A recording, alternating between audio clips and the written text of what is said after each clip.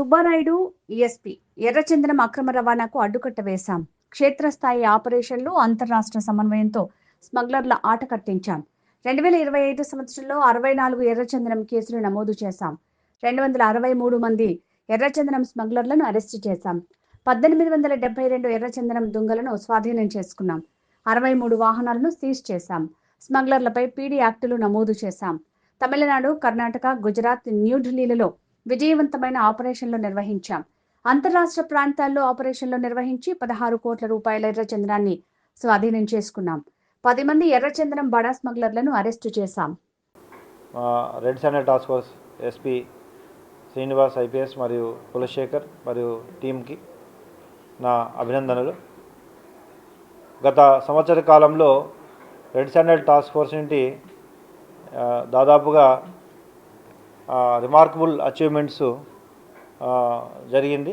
ముఖ్యంగా 64 cases register చేస్తూ దాదాపు 263 మెంబర్స్ని అరెస్ట్ చేయడం జరిగింది.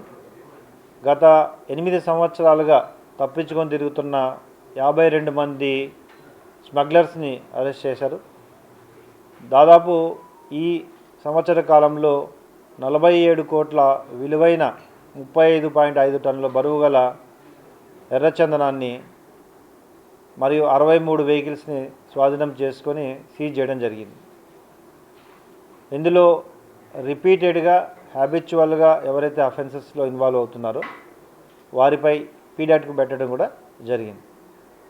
ముఖ్యంగా రెడ్ శాండల్ని ఇల్లీగల్ ట్రాన్స్పోర్టేషన్ని కంట్రోల్ చేయాలనే ఒక ప్రధాన ధ్యేయంతో రెడ్ శాండల్ టాస్క్ ఫోర్స్ మరియు ఫారెస్ట్ విభాగాలు రెండు కలిసి పూర్తిగా సహకరించుకొని పనిచేయడం జరిగింది ఈ సంవత్సరం. ఇందులో ముఖ్యంగా ఇంటర్స్టేట్ ఆపరేషన్స్ని చాలా కోఆపరేషన్తో పూర్తిగా ఛేదించడం జరిగింది. అదేవిధంగా ఈ సంవత్సరం దాదాపు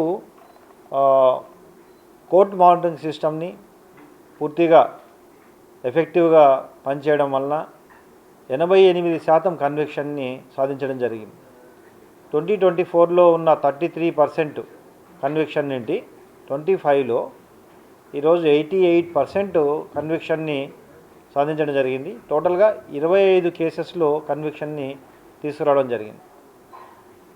అంతేకాకుండా లాస్ట్ 10 ఇయర్స్ నుండి వారెంట్స్ పెండింగ్ ఉండి బయట రాష్ట్రాల్లో తిరుగుతున్న 264 మంది ముద్దాయిలను తీసుకొని వారిని కంట్రోల్ తీసుకొని వివిధ రాష్ట్రాలు అటు తమిళనాడు, అటు కర్ణాటక, ఆంధ్రప్రదేశ్ రాష్ట్రంలో ఉన్న వాటిని కంట్రోల్ తీసుకొని వారిని కోర్టుకి సబ్మిట్ చేయడం జరిగింది.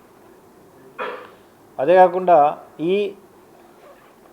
సంవత్సరంలో తమిళనాడు, కర్ణాటక, న్యూఢిల్లీ 3 ప్రాంతాల నుండి ఇంటర్నేషనల్ ప్రాంతాలకు పంపించడానికి రెడీ చేసిన ఎర్రచందనం దాదాపు 16 కోట్ల 50 లక్షల విలువైన ఎర్రచందనాన్ని మళ్ళీ కాన్ఫిస్కేట్ చేసి వాటిని సీజ్ చేయడం జరిగింది. చేసి మళ్ళీ రాష్ట్రానికి తరలించడం కూడా జరిగింది. అదే కాకుండా తమిళనాడు, ఆంధ్రప్రదేశ్ మరియు కర్ణాటక రాష్ట్రాల్లో ముఖ్యంగా ఈ కొకైనహల్లి, సరజాపుర, మాలూరు వంటి సున్నిత ప్రాంతాల్లో ఉన్న వారి 10 మంది మోస్ట్ వాంటెడ్ స్మగ్లర్స్ని కూడా ఈ మధ్య కాలంలో అరెస్ట్ చేసి రిమాండ్ తరలించడం జరిగింది. ఒక పటిష్టమైన ఇంటెలిజెన్స్ వ్యవస్థని పూర్తిగా ఏర్పాటు చేసుకొని ఆ సహకారంతో ఇటు ఫారెస్ట్ విభాగము, రెడ్ శాండల్ విభాగము ఇద్దరు కూడా ఒక కోఆపరేటివ్ మేనర్తో పనిచేయడం వల్లే ఈ అచీవ్మెంట్స్ అన్నీ కూడా సాధ్యమైనాయి. ముఖ్యంగా చెప్పుకోదగ్గ విషయాల్లో first time red sandal task force యొక్క చరిత్రలో ఈ ప్రాపర్టీస్ని కూడా ఐడెంటిఫై చేసి ఎవరైతే హ్యాబిచువల్ అఫెండర్స్గా ఉంటూ వారు కంటిన్యూగా ఇంకా అఫెన్సెస్ చేస్తున్నారో వాళ్ళ ప్రాపర్టీస్ ఐడెంటిఫై చేసి ప్రాపర్టీస్ని కూడా కోర్టు ద్వారా కాన్ఫిస్కేట్ చేయడానికి కూడా విచారణ ప్రారంభించారు. ఇందులో భాగంగా 2 ముద్దాయిలపై ఇప్పుడు ఆ ప్రాసెస్ అనేది కొనసాగుతూ ఉంది. దీనివల్ల రాబోయే రోజుల్లో ఎవరైతే ఈ రెడ్ శాండల్ టాస్క్ ఫోర్స్లో ఎక్కువగా ఇల్లీగల్ ట్రాన్స్పోర్టేషన్ చేసి ఆస్తులు సంపాదిస్తారో వారి ఆస్తులు కూడా కాన్ఫిస్కేట్ కోర్టు ముందు ఉంచడం జరుగుతుంది. సో ఇదే విధంగా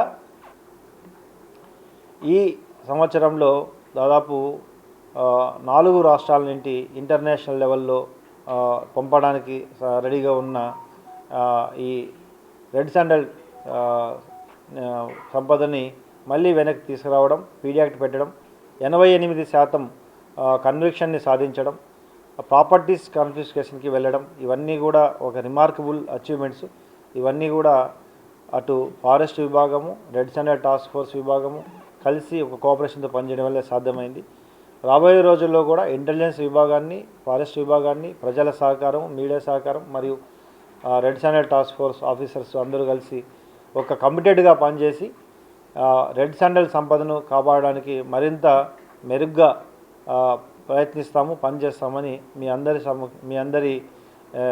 సమక్షంలో తెలియజేస్తున్నాం.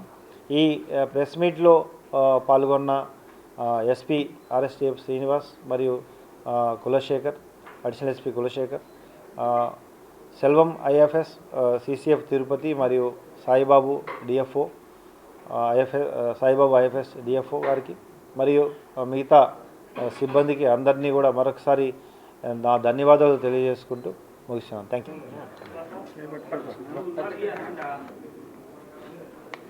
ఓకే,